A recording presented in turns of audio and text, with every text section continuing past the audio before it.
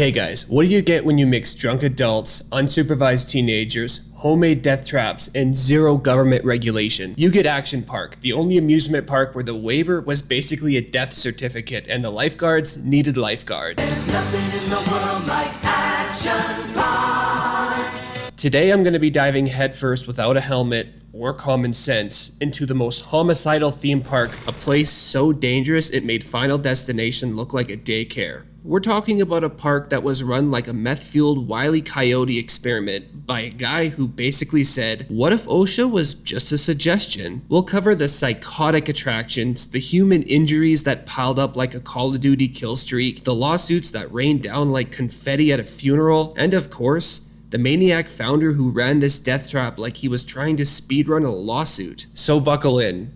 Or don't. Neither did anybody else who went to Action Park. Let's crank back the clock to May 26, 1978. Gene Mulvihill, a Wall Street guy turned full-time chaos merchant, is standing on a hill in Vernon, New Jersey, proudly admiring what he believed would be the next big thing in business. A ski resort that didn't need snow to financially stay alive. Gene owned a company called Great American Recreation, and their bread and butter was Vernon Valley ski area. The problem? Winter ends, snow melts, and you're basically left with a giant grassy hill with idle employees and no customers unless you're willing to sell picnics to ants. Other ski resorts were already experimenting with summer attractions to keep the money flowing when the snow stopped, and Gene, being the budget Tony Stark of self-inflicted injuries, said, yeah, let's juice this hill with danger. So, in 1976, he slapped a 2,700-foot alpine slide down one of the steepest trails, and it was less ride and more grind your skin off like Parmesan. Then, in 1978, he went full send, adding 2 water slides and a go-kart track. That combo meal of chaos was originally dubbed Vernon Valley Summer Park. But, like every good supervillain origin story, that name wasn't edgy enough. Over the next 2 decades, the park mutated into a full-blown 75-ride monstrosity known as Action Park, one of the first true water parks in the United States, and absolutely the first one that made you sign an invisible death waiver with God. And here's the thing. Genie didn't want a typical sit down and spin in circles until you barf kind of theme park. No, he wanted to take the thrill of skiing where you're in control of the danger and inject that right into every single ride. And as his son later put it, we want you to control the action, which is their code word for we designed it. Good luck surviving it. This freedom to crash and burn was the key to its wild popularity, and also the reason hospitals in the area had to start keeping stretchers on speed dial. If Action Park was a mixtape, it was 90% sounds of people screaming in regret and 10% EMTs radioing for backup. And nothing set the tone for this blood-stained fever dream better than the Alpine Slide. It was the first real ride they had and the granddaddy of Jesus Take the Wheel of attractions. This thing was made of concrete, fiberglass, and asbestos because apparently somebody at Action Park read the periodic table and said, yep, let's use all of the cancer-causing ingredients. Riders were given these tiny little carts with handbrakes, and I use the word brake loosely here. It had 2 modes. Grandma at a stop sign, and death awaits. There was no training, no warning, and no protection. Most people flew down this hellpipe in nothing but a damp swimsuit, which is basically the worst outfit to wear when you're about to become human ravioli on a cheese grater. And if you didn't brake at exactly the right time, you'd shoot off one of the many corners like a $10 firework with no trajectory plan. Between 1984 and 1985 alone, it chalked up 26 head injuries, 19 fractures, and God knows how many pride annihilations. Former employees said by the end of the day, certain sections of the track were coated in blood. That's not a metaphor, neither is it edgy exaggeration. It was a literal slip and slide Mortal Kombat Death Edition. Oh yeah, and the trailer on top of this trauma Sunday? The ride passed under a ski lift that carried guests to the top, so if you were lucky enough to survive the ride, there was still a non-zero chance that you'd get pissed on by someone above. And to treat the burns, scrapes, and psychological damage, staff would lovingly hose you down with a spray bottle full of isopropyl alcohol, basically seasoning your open wounds like a discount hibachi chef. But Gene wasn't done. In 1978, he wanted to expand his empire, And in what might be the most Florida man sentence to ever come out of New Jersey, he said his goal was to legalize drunk driving. Enter Motorworld. Motorworld was Gene's Mad Max cosplay zone. Just a few steps away from the beer garden because, of course it was, there was the Grand Prix track, where people, many of them teens with fake IDs and blood alcohol content that could set off airport scanners, got behind the wheel of souped up Formula 1 style carts that could hit 50 miles per hour. Tight. It was like giving NASCAR privileges to people who still couldn't understand roundabouts. One time an employee straight up broke into the park after hours, disabled a cart limiter, and led the cops on a high-speed chase down Route 94, topping out at 90 miles per hour. He basically turned the park into Grand Theft Auto New Jersey. Then there were super go-karts, which were even easier to hack. All you needed was a tennis ball shoved into the governor and boom, you're back to 50 miles per hour. This time, inhaling gas fumes from exhaust pipes placed conveniently at face height. People would come off of these things either concussed or mildly poisoned. Honestly, it was like Mario Kart if Mario drank Four Loko and forgot his helmet. Next came speedboats and bumper boats. Sounds tame, right? Until you realize guests treated the speedboats like bumper cars on meth. Broken legs, sprained ankles, whiplash. Water was supposed to be soft, but Action Park said, nah, let's make that shit hurt. And then, the battle action tanks. Oh yeah, because nothing screams summer fun like strapping people into gasoline-powered tanks that fire projectiles. These mini metal war machines had mounted cannons designed to disable each other, but guests quickly realized the real thrill was gunning down the employees. It turned into a full-blown mutiny. You work there? Congratulations, you just became an unpaid NPC in a live-action war crime simulator. And just when you thought it couldn't get dumber, skate park. This one was so disastrous, it got buried like a government cover-up. The bulls were designed with concrete lips between them that caught the skateboard wheels like mousetraps for teenagers. Injuries were so common that Action Park said, screw it, cover the whole thing in dirt and act like it never existed. Like literally word for word, that was one of the employees' testimonies. Finally, a legendary ride that never was even opened, but still managed to write itself into infamy, the Bailey Ball. Imagine a giant metal hamster ball with roller wheels strapped to the outside. Now imagine some lunatic going, hey, let's strap a guy inside and roll it down a PVC pipe track. On the day they went to test it, it was hot, like Satan's sauna hot, and the pipes expanded, popping the track open mid-roll. The ball went rogue, and it flew off the track, down the hill, across the parking lot, across Route 94. Yeah, the same highway from the cart chase, and finally came to a stop in a swamp, like some low-budget Indiana Jones stunt that went wrong. The state inspector was on site for this little experiment, and according to legend, he just silently packed his things and walked away like he had just seen a murder-suicide involving physics. If Motorworld was a gasoline-scented demolition derby, Waterworld was where every single bad idea got dumped in chlorine and launched straight full speed at your skull. These rides weren't just dangerous. They were the reason Action Park eventually got shut down. And leading the death parade was the Cannonball Loop, a water slide designed by someone who definitely had a vendetta against human necks. This monstrosity was a fully enclosed tube with a completely vertical loop at the bottom. Think Hot Wheels track, but made by an unemployed construction worker using back-of-the-napkin math and zero concern for physics or human life. When they first tested it with dummies, one of them shot out of the bottom headless. You heard me right, headless, like the prototype was some sort of guillotine simulator. But Gene, being the mad wizard he was, saw this and thought, we just need more humans. So he offered $100 to any employee dumb and brave enough to test it. Some did, and most regretted it, so to sweeten the deal, Gene had his own son go down the slide in full hockey gear, because nothing says safe like armor designed for completely different sports. The issue? Simple. Physics. Depending on your weight, you'd either fail to make the loop and smash your face into the roof like a rag doll in a washing machine, or go so fast you rattle around the loop like a penny in a blender.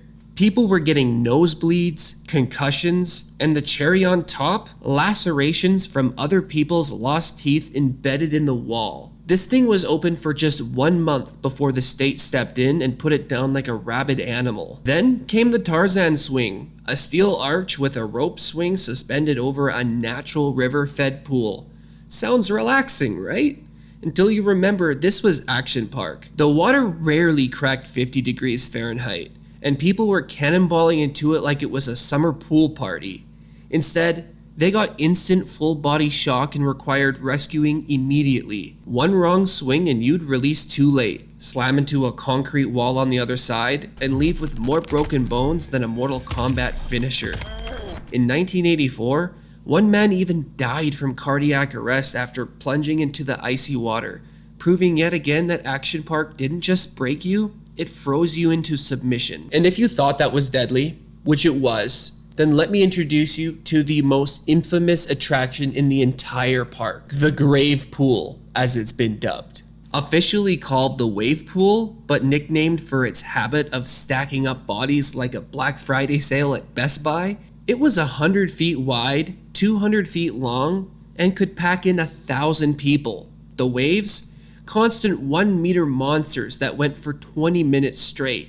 The back currents were so strong, they made swimming back feel like trying to run on a treadmill greased with butter. Frequently, people would get dragged into deeper waters where they couldn't touch the ground, and above them, a sea of oblivious people on inner tubes forming a human raft of doom. And if you went under, good luck surfacing. You weren't getting air, you were auditioning for Finding Nemo Drowning Edition. The park had posted 12 lifeguards there at all times, and 30 people per weekend needed rescuing. They even brought in a professional lifeguard coach who noped out and left without even saying a word. On a serious note, the pool claimed at least 3 lives. 15-year-old George Lopez, 20-year-old Donald DePaz, and 18-year-old Gregory Granchung. No joke here, that was 3 lives ended in what was labeled as a family-friendly attraction. And just 2 days after George's tragic death, the park decided to double down on the chaos with the kayak experience. This artificial whitewater course used underwater fans to simulate rapids, but unlike nature, Action Park's rapids came with electrical shock DLCs. When 27-year-old Jeffrey Nathan flipped out of his kayak, he stepped on a short-circuiting grate, got a very severe electric shock, cardiac arrest, and he tragically passed away. Oh man. We're not even done.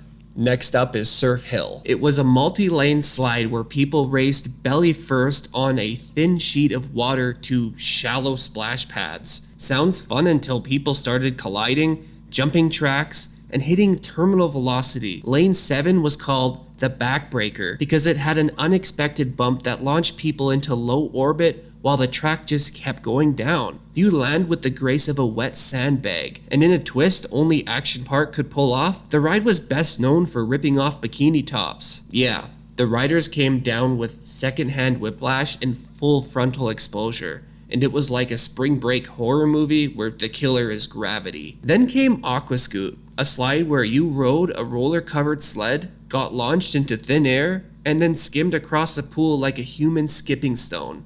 The catch? Water was only a few inches deep. If your sled hit it wrong, you'd faceplant into the shallows like a Looney Tunes character. Staff routinely sent new riders down before the last one had even gotten out of the pool, turning the splash zone into a bowling alley of head trauma. Next up was the Roaring Rapids, which was a classic sit in a tube and pray kind of ride. You'd get tossed around sharp rocks and spiky turns like a sentient load of laundry. One part, called the toilet bowl, spun you around, flushing you into a foam-lined tunnel. Except, of course, the foam wore off. Now it was just people slamming into a pipe, getting stuck, clogging the whole system like human hair in a drain. Employees had to crawl in and manually extract people like unclogging a flesh-colored plumbing disaster. And just to tie a bow on this little horror story that we're covering, the first death in Action Park was in 1980s, a young man named George Larson Jr. After hours when the park closed, went down the Alpine slide just a little too fast. He flew off the track on one of its corners, his head hit a rock, and tragically, he died 8 days later. The park responded with, Absolutely nothing. They didn't change the slide. They didn't improve the safety. They just chalked it up to one of those things and kept the ride open. Because I guess that was just the action park way. If the ride didn't kill you, you just weren't doing it right. Now, by this point, you might be thinking, surely after all these deaths and dismemberments, Action Park was shut down faster than a Chuck E. Cheese during a rat infestation. But no, this place somehow thrived. Why? Because the park wasn't built on just dirt. It was built on denial, duct tape, a thick layer of legal bullshit, to say the least. Let's start with the staff. These weren't highly trained professionals with CPR certifications and college degrees. No, these were teenagers, horny, half-buzzed high schoolers whose job interviews probably went something like, "Can you stand upright? Can you scream, 'Stop!' loud enough to startle a raccoon? Well then, yeah, you're hired." I'm just looking to hire guys that I don't mind hanging out with for like 12 hours a day. Some of these employees were drinking on the job, like actively drinking on the job. They were out there pouring beers into their mouths while guests were actively pouring blood out of their knees. The director of security, the man in charge of safety, was 21, which is just old enough to rent a car, in some states. Guests would routinely fistfight teenage employees, and the kids would basically just back off like, "Alright man, you do you.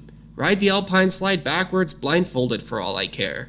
But the guests? Oh, the guests were no angels either. Most were heavily liquored up before even attempting rides that required the reflexes of ninjas and the survival instincts of Bear Grylls. That's a joke, by the way. So, you had drunk adults hurling themselves down physics-defying slides run by half-drunk kids, and the only thing separating this from a war zone was a turnstile and a $10 entry fee. Action Park loved advertising to lower-income communities, especially Spanish and Polish immigrants, which would have been fine, except not a single sign, warning, or safety instruction was translated into Spanish or Polish. So, for thousands of guests, caution, may sever limbs, was just a sign that looked like a decoration. But here's the real banger, the cherry on top.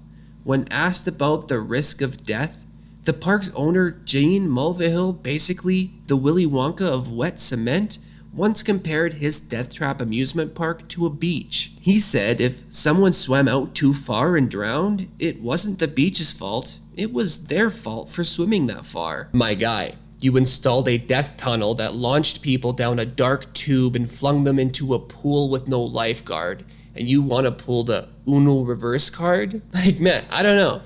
That's absolutely crazy, but it must have happened before the 1990s, obviously. Now, with thousands of injuries and a bunch of deaths, you would think that Action Park was getting sued every 5 minutes, right? But they weren't, because Gene had built a literal legal fortress to back him up. First off, accident reports were barely written down.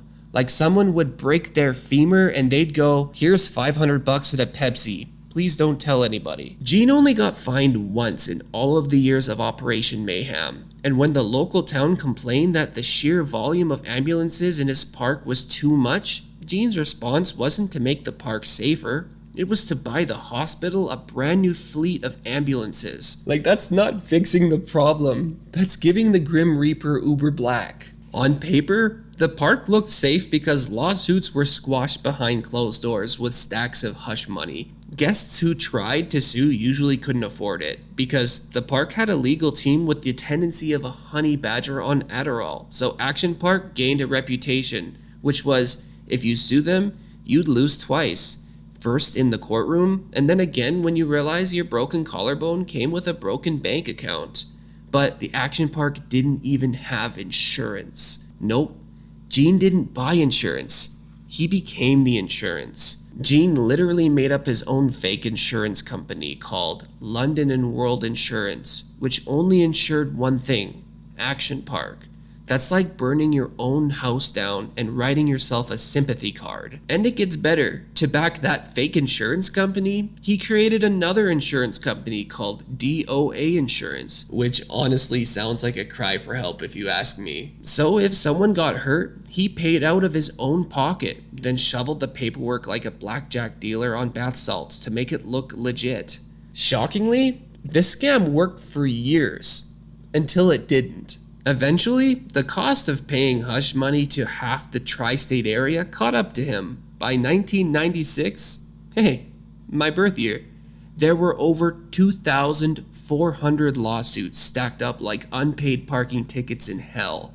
Gene was $14 million in debt and finally forced into bankruptcy. But even that wasn't the end. The park got sold, revamped, and reopened with adult supervision and actual rules, which is to say, it became boring. Now, let's bring this home with a deeper look at the twisted genius behind this all, Gene Mulvihill. Say what you want about the guy, but his philosophy was kind of simple and oddly admirable in a unhinged type of way. Let the people choose their own fate. Gene didn't believe in safety rails or bubble wrap. He believed that if you paid for a thrill, you should get one. Not a neutered down version that makes you wear bubble wrap and sign a waiver if you looked at the ride too hard. Yeah, the park had injuries, and yeah, the park had deaths, but it created millions of happy memories. People still talk about it with a kind of nostalgia that makes trauma sound like a summer vacation. Scars from Action Park weren't just injuries, they were trophies. People left the park with road rash, bruises, dislocated shoulders, and the biggest grin of their life. Why? Because they survived Action Park. They stared death in the face and cannonballed into it at 40 miles an hour. Gene didn't just build rides, he built experiences. Terrible, dangerous, lawsuit-laden experiences, but experiences you could feel. It wasn't some sanitized Disney fantasy. It was the kind of place where fun and fear were kissing cousins. Action Park, it's dead now, but its legacy is still alive and foaming at the mouth. Because deep down, there's a part of us that all want to take off the training reels and ride the loop-de-loop of doom. Just once. Even if it means leaving with a cast and a damn good story. At the end of the day, Action Park wasn't just a danger zone disguised as a theme park. It was a philosophy. Gene's fundamental belief was simple. Almost stupidly so. People should be responsible for themselves. Radical, right? In a world filled with waivers, regulations, and padded playgrounds, Action Park was a place where you could go throw yourself off a cliff with a smile and no helmet. And if you landed in the ER, well, you probably had a damn good story to tell. The scars people were left with weren't just physical, they were legendary. A busted lip or a broken ankle from Action Park was like a twisted badge of honor. It was proof that you stared death in the eyes, grabbed a beer, and cannonballed headfirst into a pool that may or may not have enough water in it. And maybe that's what made it beautiful. It was chaos, it was reckless, but it was freedom. The kind of freedom we'll probably never see again in all of these corporate sterilized theme parks with a bunch of safety protocols and PR committees. Action Park was truly the Wild West of theme parks. It was a place where survival was optional, but memories were guaranteed. Gene didn't build a park. He built a monument to the sheer idiocy and magic of when you're in a place where nobody tells you no. And maybe that's why people to this day still talk about that place like it was a rite of passage, because it was. You didn't just visit Action Park. You survived it. You earned the right to say, I was there, I made it out alive, and it was fucking awesome. Thank you for watching. I'll see you in the next video. Peace.